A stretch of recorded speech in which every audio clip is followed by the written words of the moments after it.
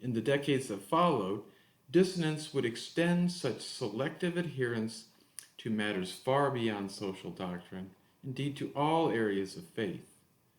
It is absurd to say that one's mother is not also a teacher. Parents are, by nature, every child's primary educators, and the church could not be a mother if it were not also the primary educator of humanity under God. Okay, let's take a look at some specific pieces of information from the Mater et Magistra, written by John XXIII in 1961, and of course it came out on May 15th, the same day that the Rerum Novarum came out. Basic overview. Pope John XXIII begins this encyclical by reviewing the major points of the condition of labor and the reconstruction of the social order. He notes that new political, social, and economic developments have necessitated Christianity and social progress. He confirms previous papal teaching on the value of private initiative, just remuneration for work, and the social function of private property. John XXIII then treats the question of agriculture and aid to developing countries, and he urges a reconstruction of social relationships according to the principles of Catholic social teaching, and states the responsibility of individual Christians to work for a more just world. And at this time, Pope John XXIII issued Christianity and Social Progress, that's basically the subtitle, in response to the severe imbalances between the rich and the poor which exist in the world. The encyclical commemorates the 70th anniversary of Leo XIII's Condition of Labor, or of New Things, or On New Things, Rerum Novarum, written in 1891.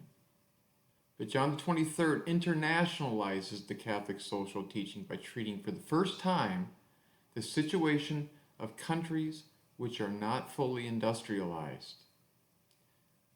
He articulates an important role for the laity in applying the Church's social teachings in the world.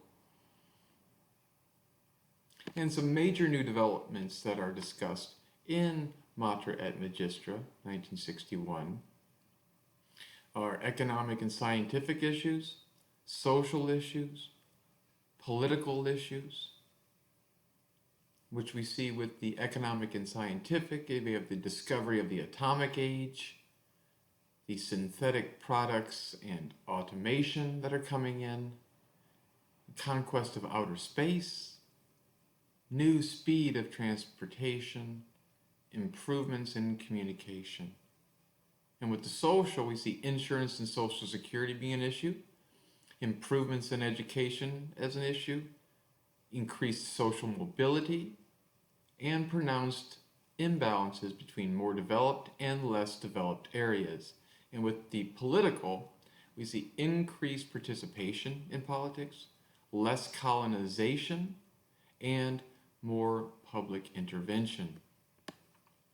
But the one piece that does stand out would be his treatment of private property and the just remuneration for work, which we see with the just remuneration for work in paragraph 68 of Mater et Magistra, that families need an appropriate wage to live in dignity.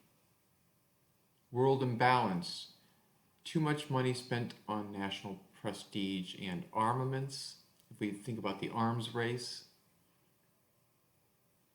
Economic development must correspond to social development, economic prosperity, the just and proper distribution of goods.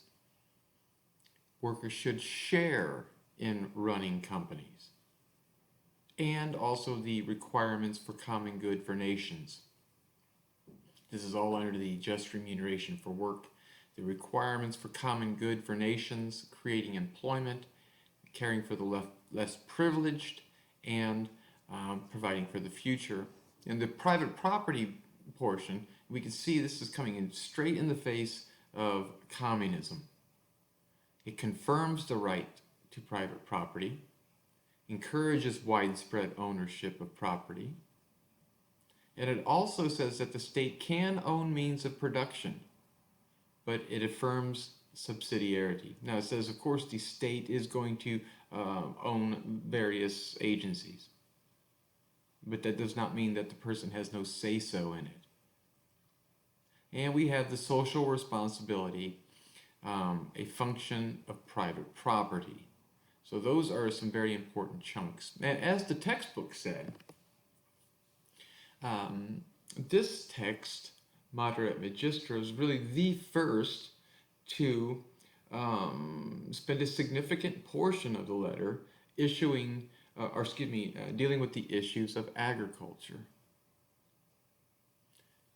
So with the new aspects of the social question, we see roughly from paragraphs 123 on up through 144, we see agriculture being addressed. Agriculture is a depressed sector. Imbalances between it and industry exist. And the church calls for services for rural areas and orderly economic development. Appropriate economic policy includes capital at suitable prices, price protection, social security, strengthening the farm income, and we have principal agent for improvement should be rural workers who have dignity from God. The encyclical also speaks of aid to less developed areas, and we have reconstruction of social relationships. Now, there's a lot to this encyclical, but the major pieces that I want you to keep in mind are the new developments that I mentioned, and we have the just remuneration for work and the private property issue being addressed, and also the new aspects of the social question dealing with agriculture. Keep those things in mind because they might just pop up again.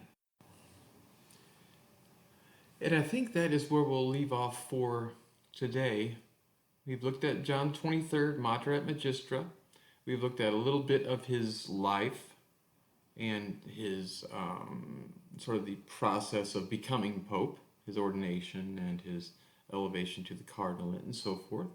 But what is important about John the 23rd is his essentially pastoral approach to how the Catholic Church is going to be important in the lives of people in the modern world.